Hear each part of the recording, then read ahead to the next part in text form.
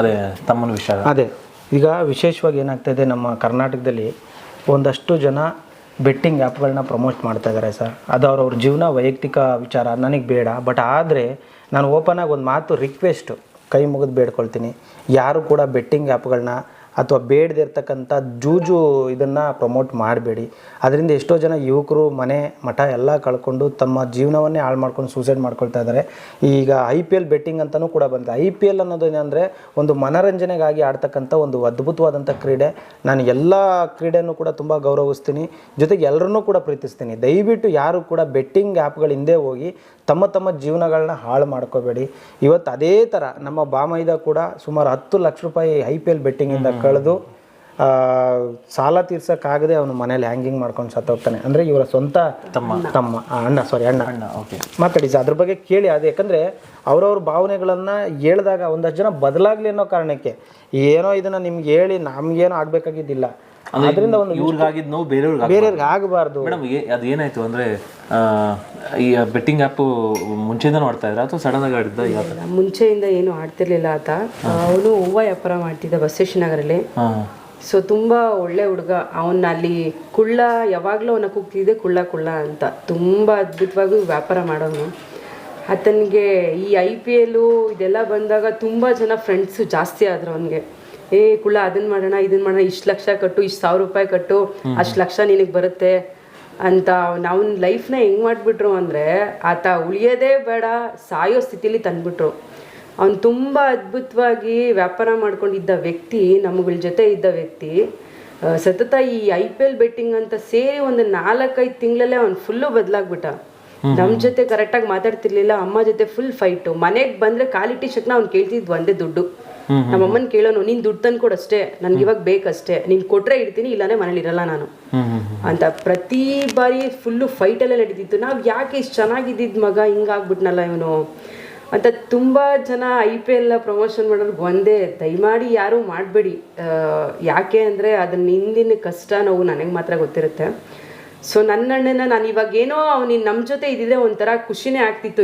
ಇಷ್ಟೊಳ್ಳೆ ಒಂದು ಕಾರ್ಯ ಮಾಡಬೇಕಾದ್ರೆ ಆತಂದು ಒಂದು ಒಳ್ಳೆ ಕೆಲಸ ಇರ್ತಿತ್ತು ಅಂತ. ಸೊ ಹಿಂದೆ ಇದ್ದ ಜನಗಳು ನಿಜವಾಗ್ಲೂ ಆತನ ಪೂರ್ತಿ ಹಾಳು ಮಾಡಿಬಿಟ್ರು. ಹೇಗೆ ಅಂದರೆ ಅವನು ಕ್ಷಣಿಕ ಒಂದು ನಿಮಿಷ ಅವನ ಮನೇಲಿ ಇರ್ತಿರ್ಲಿಲ್ಲ. ಅವನ ಸಂಘ ಸಹವಾಸನೇ ಅವನ್ನ ಹಾಳು ಮಾಡಿಬಿಡ್ತು. ತುಂಬ ಚೆನ್ನಾಗಿ ನಮ್ಮ ಜೊತೆ ಇದ್ದವನು ವಿತಿನ್ ಒಂದು 4-5 ತಿಂಗಳಲ್ಲಿ ನಮ್ಮ ಜೊತೆನೇ ಸೇರ್ತಿರ್ಲಿಲ್ಲ. ಅವನೊಬ್ಬ ಬರ್ತಾವನೆ ಅಂದರೆ ಅವನ ಗ್ಯಾಂಗ್ ಒಂದು 10 ಜನ ಇರೋನು. ಕುಳ್ಳ ಅಂದ್ಕೊಂಡು ಅವನ ದುಡ್ಡು, ಅವನ ಸಾಲದ ಪರಿಸ್ಥಿತಿ ಹೆಂಗಾಯಿತು ಅಂದರೆ ಕೇಳ್ದವ್ರ ಹತ್ರ ಲಕ್ಷಗಟ್ಟಲೆ ಸಾಲ ಮಾಡೋನು ಅವನು. ಏನಕ್ಕೋಸ್ಕರ? ನನ್ನನ್ನಾಗಲಿ ನನ್ನ ತಾಯಿನಾಗಲಿ ನೋಡ್ಕೊಳಕ್ಕಲ್ಲ, ಅವನ IPL ಶೋಕಿಗೋಸ್ಕರ. ಈಗ ತುಂಬ ಜನ 1 ಲಕ್ಷ ಹಾಕೋರೆ ಅದೆಷ್ಟು 5 ಲಕ್ಷ ಬರುತ್ತೆ, 10 ಲಕ್ಷ ಹಾಕೋರೆ 20 ಲಕ್ಷ ಬರುತ್ತೆ ಅಂತ ತುಂಬ ಜನ ಹೇಳ್ತಾರೆ. ಈ ಥರ ಇವನಿಗೆ ಆಸೆ ಹುಟ್ಟು, ನಾನು 1 ಲಕ್ಷ ಹಾಕೋರೆ ಒಂದು 5 ಲಕ್ಷ ಬರ್ಬೋದೇನೋ, ನಾನೇನೋ ಮಾಡ್ಬೋದೇನೋ ಅನ್ನೋ ಥರ ಕೊನೆ ಉಸಿರೋರ್ಗೂ ಅವನು ಈ ಥರನೇ ಸಾಲ ಮಾಡ್ಕೊಂಬಂದು 10-15 ಲಕ್ಷ ಕಳೆದ್ಬಿಟ್ಟ ಅಂದ್ಕೊಳ್ಳಿ. ಇನ್ನೇನು ಅವನಿಗೆ ಏನೂ ಆಗಲ್ಲ ನನ್ನ ಕೈಯಿಂದ, ನಾನು ಸತ್ತೋಗ್ಬಿಡ್ಬೇಕು ಅನ್ನೋ ಮೂಮೆಂಟ್ಸ್ ಎಲ್ಲೂ ಅವ್ನ ಕೊನೆ ಕ್ಷಣ ಅವ್ನು ಬೆಟ್ಟಿಂಗ್ ಅಂತ ಆಗಿದ್ದು ಅವ್ನು ಹ್ಯಾಂಗ್ ಆದಾದ್ಮೇಲೆ ಮಾತ್ರ ನಿಂತಿದ್ದು ನಮ್ಗಳ ಕೈಲಿ. ನಾವು ಏನೂ ಮಾಡ್ಕೊಂಡಿಲ್ಲ. ಆತ ಇಷ್ಟು ಚಿಕ್ಕ ಹುಡುಗ ಈ ಥರ ಮಾಡ್ಕೋತಾನೆ. ಅವನು ಸತ್ತಾಗ ಅವನಿಗೊಂದು 19 ವರ್ಷ ಇರ್ಬೋದು, ನನಗೊಂದು 17 ವರ್ಷ.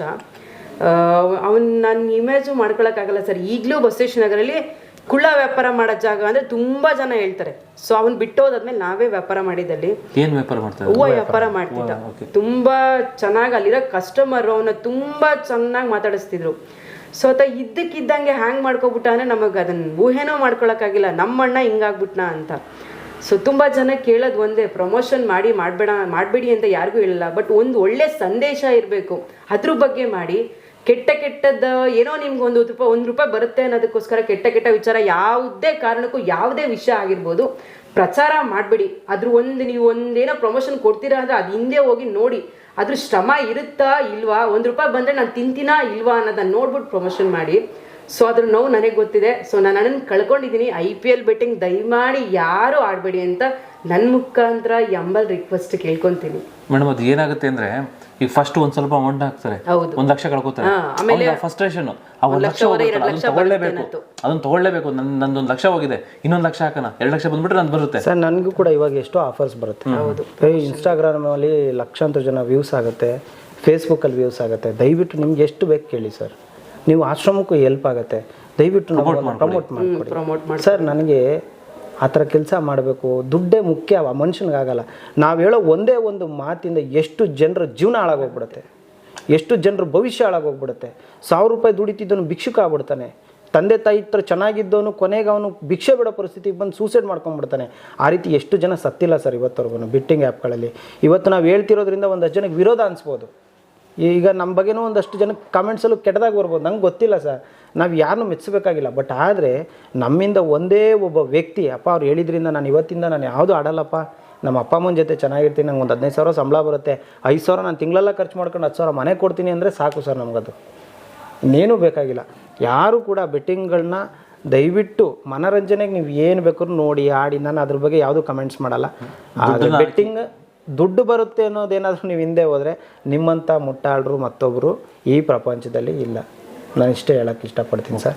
ವಿಶೇಷವಾಗಿ ಈಗ ನೀವು ನಂಬೋದು, ಇವತ್ತು ವಯಸ್ಸಾಗಿರೋರು ಸೇವೆ ನಡೀತಾ ಇದ್ದಾರೆ ನೋಡಿ. ಅವ್ರ ತಂದೆಯವರು, ನಿಮ್ಮ ತಂದೆಯವ್ರ ಕಾಣೆಯಾಗಿ ಎಷ್ಟು ವರ್ಷ ಆಗಿರ್ಬೋದಮ್ಮ? ಆ್ಯಕ್ಚುಲಿ ಆಯಿತು, ಒಂದು 10 ವರ್ಷ ಆಯಿತು. 10 ವರ್ಷ ಆಯಿತು. ಓಕೆ. ಅಂದರೆ ಇದಕ್ಕಿಂತ ಮನೆ ಬಿಟ್ಟು ಹೋಗಿರೋದಾ? ಮನೆ ಬಿಟ್ಟೇನು ಹೋಗಿಲ್ಲ. ನಾವು ಮದುವೆ ಆದ ನಂತರ ಅವ್ರು ಎಲ್ಲಿ ಹೋದ್ರು ಏನಾದ್ರು ಅಂತ ಇವತ್ತಿಗೂ ಗೊತ್ತಿಲ್ಲ. ಅಂದ್ರೆ ಅವರೇ ಹೋಗಿದಾರೆ ಅಂತ ಗೊತ್ತಿಲ್ಲ. ಅವರೇ ಹೋಗಿದ್ದಾರೆ, ಬಟ್ ಅವ್ರು ಎಲ್ಲಿ ಹೋಗಿದ್ದಾರೆ, ಏನಾಗಿದ್ದಾರೆ, ಬದುಕಿದ್ದಾರೆ. ನಮ್ಮ ಅಣ್ಣ ಸತ್ತಿ ಒಂದು 3 ತಿಂಗಳಷ್ಟೇ. ಆಮೇಲೆ ಅಪ್ಪ ಈ ಥರ ಅವ್ರ ದೇಹನೂ ನಮ್ಗೆ ಈಗಲೂ ಕೂಡ ಗೊತ್ತಿಲ್ಲ. ಅಟ್ಲೀಸ್ಟ್ ಈಗ ನಿಮ್ಮದು ಸೋಷಿಯಲ್ ಮೀಡಿಯಾದಲ್ಲೆಲ್ಲ ಬರ್ತಾ ಇರ್ತೀರಿ, ಯಾವಾಗಲೂ ಯಾರು ಕಾಂಟ್ಯಾಕ್ಟ್ ಮಾಡಿಲ್ಲ. ಅದೇ ಪ್ರಶ್ನೆಗೆ ಅದೇ ಈಗ ನೋಡಿ, ಅವಳು ಒಂದು ಪ್ರಶ್ನೆ ಕೇಳ್ತಿರ್ತಾಳೆ ಯಾವಾಗಲೂ, ನೀವು ಎಷ್ಟೋ ಜನ ಹುಡುಕ್ ಕೊಡ್ತೀರಿ, ತುಂಬಾ ಜನಕ್ಕೆ ಮಿಸ್ಸಿಂಗ್ ಕಂಪ್ಲೇಂಟ್ ಮಾಡ್ತೀರಾ ಅಂತ ನಾನು ಇವರಿಗೆ ಯಾವಾಗಲೂ ಫೈಟ್ ಮಾಡ್ತಿರ್ತೀನಿ. ನಮ್ಮ ತಂದೆ ಹುಡುಕೊಡಕ್ಕಾಗಿಲ್ಲ, ನಮ್ಮ ತಂದೆನೇ ಯಾಕೆ ನಿಮ್ಮ ಕೈಲಿ ಹುಡುಕೊಳಕ್ಕಾಗಿಲ್ಲ, ಯಾಕೆ ನಮ್ಮ ತಂದೆ ಇಲ್ಲ ಅಂತ ತುಂಬಾ ಜನ ಹೇಳ್ತಾರೆ. ನಾನು ಹೆಂಗೆ ನಂಬಲಿ? ನನ್ನ ಕಣ್ಣು ಮುಂದೆ ನನ್ನ ತಂದೆ ದೇಹ ನೋಡಿದ್ನ ನಾನು, ನನ್ನ ತಂದೆ ಎಲ್ಲೋಗಿರ್ಬೋದು, ನೀವು ಸತ್ತೋದ್ರಿ ಅಂತ ಅದೇ ಹೆಂಗೆ ಐಡೆಂಟಿಫೈ ಮಾಡ್ತೀರಾ? ಅದೇ ಹೆಂಗೆ ಅವ್ರಿಗೆ ಪೂಜೆ ಇಡ್ತೀರಾ? ನನಗೆ ಗೊತ್ತೇ ಇಲ್ಲ ನನ್ನ ತಂದೆ ಇದಾರೋ ಇಲ್ವೋ ಅನ್ನೋದು. ಇದ್ರೆ ಇದ್ದಾರೆ ಅಂದ್ರೆ ಇಲ್ಲ ಅಂದ್ರೆ ಇಲ್ಲ. ಜನ ಹೇಗೆ ನಂಬಿಸ್ತಿದ್ದಾರೆ, ಸತ್ತೋಗ್ಬಿಟ್ರೆ ಅಷ್ಟೇ. ನಾನು ನಂಬಲ್ಲ, ನನ್ನ ತಂದೆ ಎಲ್ಲೋ ಒಂದ್ ಕಡೆ ಇದ್ದಾರೆ. ಇವತ್ತಿಗೂ ಅವ್ರ ತಂದೆ ಇದಾರ ಇಲ್ವಾ ಅಂತ ಗೊತ್ತಿಲ್ಲ. ವರ್ಷ ಆದ್ರೆ ಅವ್ರಿಗೂ ಮನೆಯಲ್ಲೆಲ್ಲ ಪೂಜೆ ಮಾಡ್ತಾರೆ, ಫೋಟೋ ಇಟ್ಬಿಟ್ಟು ಪೂಜೆ ಮಾಡ್ತಾ ಇದಾರೆ. ಬಟ್ ಅಂಬಲ್ ರಿಕ್ವೆಸ್ಟ್, ಈ ಫೋಟೋನ ದಯವಿಟ್ಟು ಹಾಕಿ ನಿಮ್ಮ ಮಾಧ್ಯಮದ ಮುಖಾಂತರ ತಲುಪಲಿ. ಎಲ್ಲಾದರೂ ಅವ್ರು ಭಿಕ್ಷುಕರಾಗೆ ಸಿಕ್ಕಲಿ ಪರವಾಗಿಲ್ಲ, ನಾವೇನು ಬೇಜಾರು ಮಾಡ್ಕೊಳ್ಳಲ್ಲ. ಅಥವಾ ಅವ್ರಿಗೆ ಎಂಥದೇ ಕೆಟ್ಟ ಪರಿಸ್ಥಿತಿ ಅವ್ರು ಸಿಕ್ಕಿದ್ರು ಕೂಡ ನಾವು ಖಂಡಿತ ಕರ್ಕೊ ಬರ್ತೀವಿ. ನಾವು ಅವ್ರು ಕುಷ್ಠರೋಗಿ ಆಗಿದ್ರು ಪರವಾಗಿಲ್ಲ ಸರ್, ಕೊನೆ ಕ್ಷಣ ಅವ್ರ ಜೊತೆ ಇರ್ತೀನಿ. ಯಾಕೆಂದ್ರೆ ಅವ್ರು ಕೊಟ್ಟಂತ ಈ ಜನ್ಮ ಅವ್ರನ್ನ ಹೇಗೆ ನೋಡ್ಕೊಂಡಿದ್ರು, ನಾನು ಅದಕ್ಕಿಂತ ಡಬಲ್ 2ರಷ್ಟು ನನ್ನ ತಂದೆ ತಾಯಿನ ನೋಡ್ಕೊತೀನಿ. ಖಂಡಿತ ನೋಡ್ಕೊತಾರೆ. ಯಾಕೆ ಅಂತಂದ್ರೆ ಯಾರ್ದೋ ತಂದೆ ತಾಯಿ ನೋಡ್ಕೋತಾ ಇರೋರು ನೀವು, ಇನ್ನು ನಿಮ್ಮ ತಂದೆ ತಾಯಿ ನೋಡ್ಕೊಳಲ್ವಾ? ಸೊ ಸರ್, ಆ್ಯಕ್ಚುಲಿ ಈಗ ನೀವು ಎಷ್ಟೋ ತಂದೆ ತಾಯಿಯನ್ನ ಹುಡುಕೊಟ್ಟಿದ್ದೀರಾ. ಮೇಡಮ್ ಅವ್ರದ್ದು ತಂದೆನೂ ಆದಷ್ಟು ಬೇಗ ಹುಡುಕೊಡಿ. ಅಂದರೆ ನೀವು ಹುಡುಕೊಡೋದಕ್ಕಿಂತ ಹೆಚ್ಚಾಗಿ ಯಾರಾದರೂ ಈ ಫೋಟೋ ನೋಡಿ ಎಲ್ಲಾದರೂ ನಿಮ್ಮ ಇನ್ಸ್ಟಾಗ್ರಾಮ್ಗಳಲ್ಲೆಲ್ಲ ಶೇರ್ ಮಾಡಿರ್ತೀರಿ ನೀವು. ಖಂಡಿತ ಸರ್, ಎಲ್ಲೇ ನೋಡಿದರೆ ದಯವಿಟ್ಟು ಅವ್ರಿಗೆ ತಿಳಿಸಿ ಇಂಥ ಕಡೆ ಇದ್ದಾರೆ ಅಂತ ಹೇಳಿ. ಅಟ್ಲೀಸ್ಟ್ ಇವರು, ಯಾಕೆಂದರೆ ಯಾರ್ದೋ ತಂದೆನ ಹುಡುಕೊಟ್ಟಿದ್ದಾರೆ, ಯಾರ್ದೋ ಎಲ್ಲೋ ಇದ್ದಂಥವ್ರನ್ನೆಲ್ಲ ಕರ್ಕೊಂಬಂದು ಸಾಕ್ತಾ ಇದ್ದಾರೆ. ಮನೆ ಪಕ್ಷ ಅವರ ಧರ್ಮಪತ್ನಿಯವರ ತಂದೆ ಸಿಗಲಿ, ಆದಷ್ಟು ಬೇಗ ಜೀವಂತವಾಗಿ ಯಾವುದೇ ಪರಿಸ್ಥಿತಿ ಇರಲಿ. ಎಂಥದೇ ಪರಿಸ್ಥಿತಿ ಸರ್, ಕೈ ಇಲ್ವಾ ಕಾಲಿಲ್ವಾ, ಮಲಗಿದ ಜಾಗದಲ್ಲೇ ಇದೆಯಾ ಎಲ್ಲ ವ್ಯವಸ್ಥೆ, ತೊಂದರೆ ಇಲ್ಲ ಸರ್. ನಾನು ಇವತ್ತು ಹೇಳ್ತೀನಿ ಸರ್, ನಾವು ಎತ್ತಾಗ ನಾವು ಹುಟ್ಟಿದಾಗ ನಮ್ಮ ಎಲ್ಲ ಕಷ್ಟಗಳನ್ನ ಕಸ ಎಲ್ಲ ಬಾಚಿ ಎತ್ತಾಕಿರ್ತಾರೆ ತಂದೆ ತಾಯಿ. ಆದರೆ ಅವಳು ಒಂಚೂರು ಮೂಲೆಗೆ ಬಿದ್ದ ತಕ್ಷಣ ಅವರು ಅಸಹ್ಯ ವಾಸನೆ, ಗಲೀಜು, ಆಶ್ರಮಕ್ಕೆ ತೊಗೊಂಡೋಗಿ 20,000 ಕೊಡ್ತೀನಿ, 50,000 ಕೊಡ್ತೀನಿ, ನಮ್ಮ ಅಪ್ಪ ಎದ್ದೇಳ್ತಿಲ್ಲ, ಅಯ್ಯೋ ಉಚ್ಚೆ ಹೋಯ್ತಾರೆ, ಗಲೀಜು ಮಾಡ್ಕೊಂತಾರೆ, ಆಶ್ರಮದಲ್ಲಿ ಸೇರಿಸ್ಕೊಳ್ಳಿ. ಮನುಷ್ಯರಾಗೇನೆ ಅದನ್ನ ಹೇಳ್ತಾರೆ. ಒಬ್ರು ಡೈಪರ್ ಚೇಂಜ್ ಮಾಡಕ್ಕೆ ಒಬ್ಬರ ಕೆಲಸದವ್ರನ್ನ ಅಂತ ಇಟ್ಟಿರ್ತಾರೆ. ಈಗ ಒಂದು ಸಣ್ಣ ಮಗು ಹುಟ್ಟಾಗೆ ಈ ಮಗು ಡೈಪರ್ ಚೇಂಜ್ ಮಾಡ್ಬೇಕಾ, ನಾನು ಮಾಡ್ಬೇಕಾ, ಅದಕ್ಕೊಬ್ರು ಕೆಲಸದ ವಹಿಸೋಣ ಅಂತ. ಅಂಥವ್ರಿಗೆ ನಾನು ಏನು ಹೇಳ್ತೀನಿ, ನಿಮ್ಮ ತಂದೆ ತಾಯಿರನ್ನು ಎಂಥ ಗಲೀಜ್ ಪರಿಸ್ಥಿತಿಲಿ ನಾವು ಅವ್ರ ಡೈಪರ್ನ ಚೇಂಜ್ ಮಾಡ್ತೀವಿ. ಯಾಕೆ ಅಂದರೆ ನನಗೂ ಒಬ್ಬ ತಂದೆ ತಾಯಿ ಇದ್ದಾರೆ ಅನ್ನೋಕ್ಕೋಸ್ಕರ, ಯಾರಿಗೋ ಮಾಡ್ತೀವಿ ಅನ್ನೋದಕ್ಕೋಸ್ಕರ ಅಲ್ಲ. ನನ್ನ ತಂದೆ ತಾಯಿ ಅದ್ರಲ್ಲಿ ನಾವು ನೋಡ್ತೀವಿ.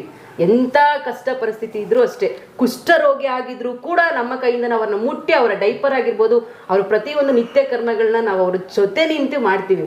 ಸೊ ಅದಕ್ಕೆ ನಮಗೆ ಖುಷಿ ಇದೆ ಸರ್. ಯಾರು ಹೇಳ್ತಾರೋ ಕೆಟ್ಟ ಕಮೆಂಟ್ಸ್ ಏನಾದರೂ ಆಗಿರಲಿ ಸರ್, ನಾನು ಅದೇ ಬಂದು ಗೊತ್ತಾಗಲ್ಲ ಅಣ್ಣ. ಏನು ಗೊತ್ತಣ್ಣ, ನಾವು ಹುಟ್ಟಿದ ತಕ್ಷಣ ನಾವು ಎಷ್ಟು ಗಲೀಜು ಮಾಡ್ಕೊಂತೀವಿ, ಎಷ್ಟು ತೊಂದರೆ ಕೊಡ್ತೀವಿ, ಒದಿತೀವಿ. ಆ ಎಲ್ಲ ಕಷ್ಟಗಳನ್ನ ಸಹಿಸಿ ಅವರು ನಮ್ಮನ್ನು ಸಾಲ ಸೂಲ ಮಾಡಿ ಇನ್ನೊಬ್ಬರ ಮನೆ ಬಚ್ಚಲ್ ತಿಕ್ಕಿ ಕಷ್ಟ ಕೊಟ್ಟು ಏನೋ ಕಷ್ಟಪಟ್ಟು ನಮಗೊಂದು ಹಂತಕ್ಕೆ ತಂದು ಒಳ್ಳೆ ಸಂಬಳ ಬರೋಂಗೆ ಮಾಡಿ ಮದುವೆ ಮಾಡಿ ಮಕ್ಕಳು ಆಗೋ ಥರಕ್ಕೂ ನಮ್ಮ ಜೊತೆ ನಿಂತ್ಕೊಂತಾರೆ. ಆದರೆ ಕೊನೆಗೆ ನೀವು ಅವ್ರ ಏನೋ ಒಂಚೂರು ಹುಚ್ಚೆ ಹೋಯ್ತಾರೆ, ಗಲೀಜು ಮಾಡ್ತಾರೆ, ಜಾಸ್ತಿ ಮಾತಾಡ್ತಾರೆ, ಬೆಡ್ ಹಾಳಾಗುತ್ತೆ ಅಂದ್ಬಿಟ್ಟು ತುಂಬ ಜನ ಬರ್ತಾರಣ್ಣ ಇಲ್ಲಿಗೆ. ನಮ್ಮ ಅಮ್ಮನ ಸೇರಿಸ್ಕೊಳ್ಳಿ ಸರ್. ನನಗೆ ಅವಾಗ ಬರೋ ಕೋಪ ಸರ್, ಸರ್ ನನಗೊಂಥರ ಅನಿಸ್ಬಿಡುತ್ತೆ ಸರ್, ಎಂಥ ಚೀಪ್ ಮೆಂಟಾಲಿಟಿ. ಅಂಥವ್ರನ್ನ ನನ್ನ ಸ್ನೇಹಿತರನ್ನಾಗೂ ಮಾಡ್ಕೊಳಕ್ಕೆ ಇಷ್ಟಪಡಲ್ಲ, ಅಂಥವ್ರನ್ನ ನನಗೆ ಪರಿಚಯ ಅಂತಲೂ ಹೇಳಕ್ಕೆ ನಾನು ಇಷ್ಟಪಡಲ್ಲ. ಸೀರಿಯಸ್ ಆಗಿ ಸರ್, ಇರಲಿ ಮನೇಲಿ, ಎಲ್ಲರ ಮನೇಲಿ ಇರ್ತದೆ, ಸಮಸ್ಯೆ ಇರ್ತದೆ. ಆದರೆ ಎಂಥ ಕಠಿಣವಾದ ಪರಿಸ್ಥಿತಿ ಬಂದರೂ ಮನೆಯಿಂದ ಮಾತ್ರ ಕಳಿಸ್ಬಾರ್ದು. ಹೌದು, ಊಟ ನೀನು ಬೇಕಾದ್ರೆ 2 ಟೈಮ್ ಸಪ್ರೇಟ್ ಇಟ್ಟು ತಂದೆ ಏನೋ ಒಂದು ಮಾಡು, ಹೆಂಡತಿಗೋರ್ಗು ಒಂದಲ್ವಾ, ಅಟ್ಲೀಸ್ಟ್ ಅವ್ರನ್ನ ಒಂದು ಸಪ್ರೇಟ್ ಊರುಗಳಲ್ಲಿ ವ್ಯವಸ್ಥೆ ಮಾಡಿ ಊಟ ತಿಂಡಿ ಕೊಡೋಂಥದ್ದು, ಅವ್ರ ಬಟ್ಟೆ ಹೋಗಿ ಕೊಡೋಂಥದ್ದು, ಅಥವಾ ಏನೋ ಒಂದು ವ್ಯವಸ್ಥೆ ಮಾಡಬೇಕು. ಅದು ಅವ್ನ ಮಗನ ಕರ್ತವ್ಯ. ಸರ್.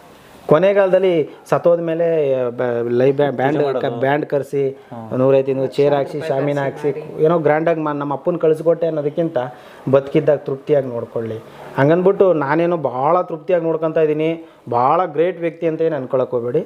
ನಮ್ಮ ತಂದೆ ತಾಯಿನ ಮನೇಲಿ ಇಟ್ಕೊಂಡಿದ್ದೀನಿ ಅಷ್ಟೇ. ಇಲ್ಲಿರೋರು ಎಲ್ಲ ಏನು ಊಟ ಮಾಡ್ತಾರೆ ಅದು ಊಟ ಮಾಡ್ತಾರೆ, ಇಲ್ಲಿರೋರಲ್ಲಿ ಒಬ್ಬರಾಗಿ ಅವರು ಇದ್ದಾರೆ. ಸೊ ಅಷ್ಟೇ, ನಾನೇನು ಸ್ಪೆಷಲಾಗಿ ಮಾಡ್ತಾಯಿಲ್ಲ. ಬಟ್ ಆದರೆ ನನಗೊಂದೇ ಒಂದು, ಎಂಥದೇ ಪರಿಸ್ಥಿತಿ ಬಂದರೂ ನಾವು ಪ್ರಾಣ ಬೇಕಾದ್ರೂ ಬಿಡ್ತೀವಿ, ತಂದೆ ತಾಯಿ ಬಿಡಲ್ಲ. ಪ್ರಾಣ ಬೇಕಾದ್ರೆ ಸ್ಪಾಟಾಗಿ ಬಿಡ್ತೀವಿ. ಹೆಂಗ್ ಬಿಡ್ತೀರಾ ಸರ್? ಬೇರೆಯವ್ರ ತಂದೆ ತಾಯಿನೇ ಇಟ್ಕೊಂಡು ನಿಮ್ಮ ತಂದೆ ತಾಯಿ ಹೇಗೆ ಬಿಡ್ತೀರಾ? ಅದೇ ಅಂಥ ಒಂದು ಪರಿಸ್ಥಿತಿ ಬಂದರೆ ನಾವು ಸ್ಪಾಟಲ್ಲಿ ಪ್ರಾಣ ಬಿಡ್ತೀವಿ, ನಮ್ಮ ತಂದೆ ತಾಯಿನ ಬಿಡಲ್ಲ ಸರ್. ನಮ್ಮ ತಂದೆ ತಾಯಿ ಮತ್ತು ನಮಗೆ ಬೆನ್ನೆಲುಬಾಗಿ ನಿಂತಿರೋ ಸ್ನೇಹಿತರು ನಮ್ಮ ಜೀವ ಸರ್. ಅವರು ನಮ್ಮ ಜೀವ, ನಮ್ಮ ಹೃದಯ.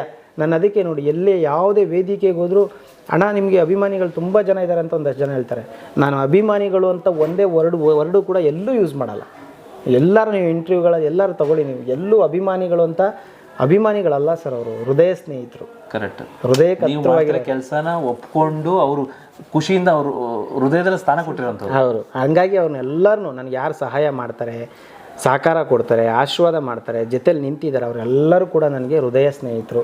ಮುಖ್ಯವಾಗಿ ಮಾಧ್ಯಮ ಮಿತ್ರರು ನೀವು ನನಗೆ ಇಷ್ಟೆಲ್ಲ ಸಪೋರ್ಟ್ ಮಾಡ್ತಾ ಇದ್ದೀರಾ. ಇಲ್ಲ ಸರ್, ಆ್ಯಕ್ಚುಲಿ ಈಗ ನಮ್ಮ ಕೈಲಿ ಅಟ್ಲೀಸ್ಟ್ ಮಾಡೋರಿಗೆ ಒಂದು ಜನಕ್ಕೆ ತಿಳಿಸುವಂಥ ಕೆಲಸ ಅಷ್ಟೇ. ಇದರಲ್ಲಿ ಏನೂ ಇಲ್ಲ ಸರ್, ನಮ್ದು ಏನು ಇದರಲ್ಲಿ ನನಗೆ ನಡ್ಕೊ ಬರ್ತಾಯಿದೆ ಈ ಜಾಗದಲ್ಲಿ ಬಂದಮೇಲೆ. ಇಷ್ಟು ಮಾಡ್ತಿದ್ದೀರಲ್ಲ, ಯಾಕಂದ್ರೆ ಅದು ಪರಿಸ್ಥಿತಿ ಕಣ್ಣಿಂದ ನೋಡ್ತಾ ಇದ್ದೀನಲ್ಲ ಸರ್. ಈಗ ಎಲ್ಲೋ ಕುತ್ಕೊಂಡು ನೋಡೋದು ಬೇರೆ, 24 ಗಂಟೆ ನಾವು ಇಲ್ಲೇ ಇರ್ಬೇಕು. ಇವ್ರ ಜೊತೆ ಇರ್ತಿರಲ್ಲ ನೀವು. ನಾನಲ್ಲಿ ನೋಡಿದೆ ಅದೊಂದು ದೃಶ್ಯಗಳು. ನಾವು ಈಗ ಎಂತೆಂಥವ್ರೋ ಇರ್ತಾರೆ. ನೀವು ಹೇಳಿದ್ರಿ ಕುಷ್ಠರೋಗಿಗಳಿರ್ಬೋದು, ಆರೋಗ್ಯ ಕ್ಯಾನ್ಸರ್ ರೋಗಿಗಳಿರ್ಬೋದು. ಮನೆಯಲ್ಲಿ ಒಬ್ಬ ತಾಯಿಗೂ ಒಬ್ಬ ತಂದೆಗೂ ಯಾವುದೋ ಒಂದು ರೋಗ ಬಂದರೆ ಅವ್ರ ಹತ್ರ ಹೋಗೋಕ್ಕೆ, ಅವ್ರ ಮಕ್ಕಳನ್ನ ಕಳ್ಸೋಕ್ಕೂ ಹಿಂದೆ ಬಂದು ನೋಡ್ತಾರೆ.